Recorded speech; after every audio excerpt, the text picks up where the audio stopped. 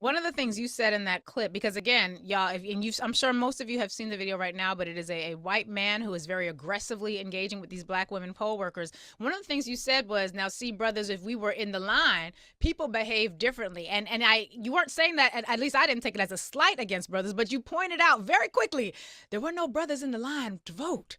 And what did that signal to you? Because I know you are someone who uses your words carefully and with intentionality. What did that particular observation, why did that resonate with you so much? Well, certain people take advantage of certain environments, right? If you are an individual that recognizes that there's nobody that is physically able to check your behavior, then you will physically act in a way that is professional, that the conduct is unbecoming of you, right?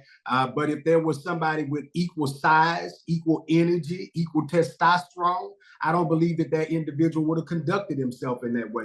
And so, as a black man, you know, my mother goes to vote, my sisters go to vote, my family goes to vote, my friends, they go to vote. I know people that work at these polling places. That's your auntie, your grandmama, your sister, your cousin that's trying to earn that little extra money so that they could pay the light bill, put some gas in the car, or do something for your raggedy kids. And if you was in the line, then that dude wouldn't have the capacity to stand there and talk to her that way. Because where I'm from, black men don't allow people to disrespect black women in our presence. Where I'm from, we check that type of behavior. And you can do that by just saying, good brother, is there a problem?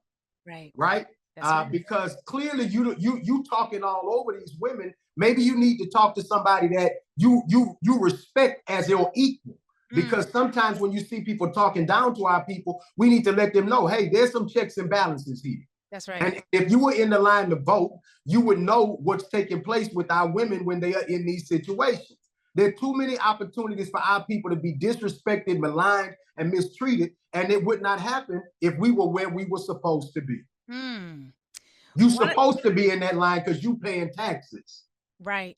Whether you like the candidates or not, you still paying taxes. One of the things we have been saying is that regardless of how you feel about the candidates on the ballot, one of the questions you should be asking yourself when you are in that voting booth is, which of these candidates is either going to A, help my community the best, or B, hurt my community the least, and then judge accordingly. Because as we have been talking about on this show, voting is not going to create Wakanda forever. Like, that's not going to happen when you walk out the voting booth. But what can happen is that you hire the people who make the decisions about who's going to get the water, the good or the bad, who gonna get the schools, the ones that are invested in or the ones that ain't, who gonna get the hospitals, the ones that are funded or the ones that ain't, who gonna get the job opportunities, the housing opportunities, the educational opportunities, the healthcare opportunities. And those are the people who we elect. They get to make decisions that impact every aspect of our lives. And so we have been having a conversation on this show about the fact that I don't need you to love these people, and you ain't gonna, they're not gonna be, that's not gonna be your lover, it's not gonna be your baby's father, your baby's mother. Like, none of those things are gonna happen. And we have this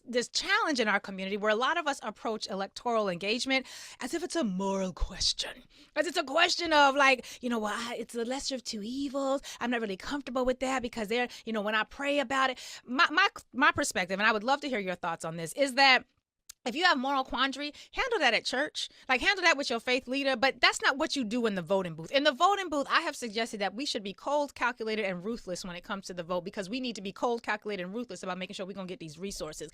What are your thoughts on this sort of, I shouldn't call it a faux morality, but these questions of morality that so many of us only seem to tap into when it comes to the voting booth? Because a whole lot of people talking about their morals in the voting booth, I've seen very immorally behaving outside of the voting booth. What are your thoughts about that sort of quandary that we seem to cycle around every single time we get to an election? Two things. Number one, I ain't got to like you to vote for you. Come on. That's number one. Number two, I'm an ordained minister. And grew up in the church my entire life. My mom has been a member of the same church since 1977. I've been in the same church since I was born, and have a fundamental belief that Jesus is my Savior. I have no problem saying it. But the Bible taught me to be wise as a serpent and gentle as a dove. That's right. Wise as a serpent and gentle as a dove. When I'm in the voting booth, I'm a serpent.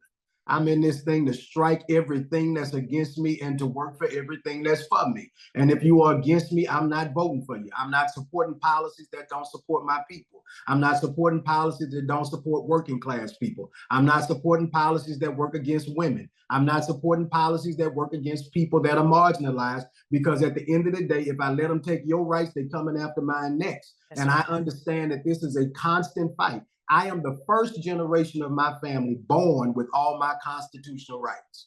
The first generation of my family born with all my constitutional rights. So when I process that, that means that there are generations of people that look like me, that came from people that when they came fresh off the plantation, they were actively electing black folk. I'm from a place that elected that had the first black governor in the country, that has not seen a black governor or a black person elected statewide since 1873. I am not concerned about my faith when I go to vote. Why? Because my voting is not going to determine whether or not I get into heaven or hell. How I conduct myself in this life does. And there's a lot of folks who don't know the part of the Bible that talks about love thy neighbor.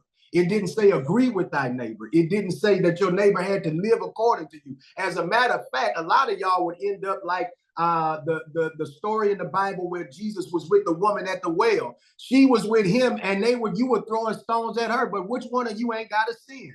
That's right. That's the question. Just because it ain't your sin or you can see their sin doesn't mean that your sin is any better than theirs. At the end of the day, we're going to all be judged according to what we do according to the book. And if you don't do that, then that's on you. But here's the kicker. As a believer, I chose to be a Christian. People get a choice in the matter. And so if God gives us the ability to make the choice, as a matter of fact, if you're a believer, you believe that it is one of the most important choices that you make.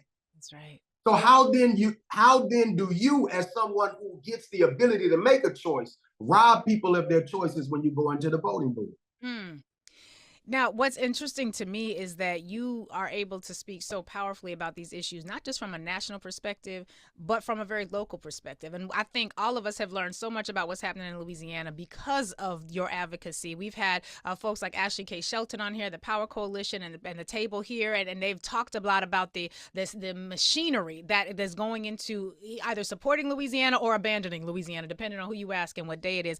Talk to us about what's happening there. You've been on almost a daily thread where you have been talking about the early vote potential in Louisiana. What we've learned from you and your advocacy is that Louisiana has over 900,000 registered black voters, but your governor, who I consider a Klansman, your Klansman, Jeff Clandry, his governorship won with less than or right around 500,000 votes, which means that had 2/3 of the black electorate come out to vote, he would not be in office right now. And from what I understand, the positions that he took, particularly with criminal justice, expanding the types of crimes that children could be adjudicated as adults for, reducing the amount of crimes that you could get parole and early release for. I believe he was also on tape saying that he was upset that good ones, the good felons who were incarcerated, I'm putting that in air quotes, y'all, he was upset that they were getting early release time because that means only the bad ones were left to do the work, which felt very much slave mentality, slave owner, convict leasing to me.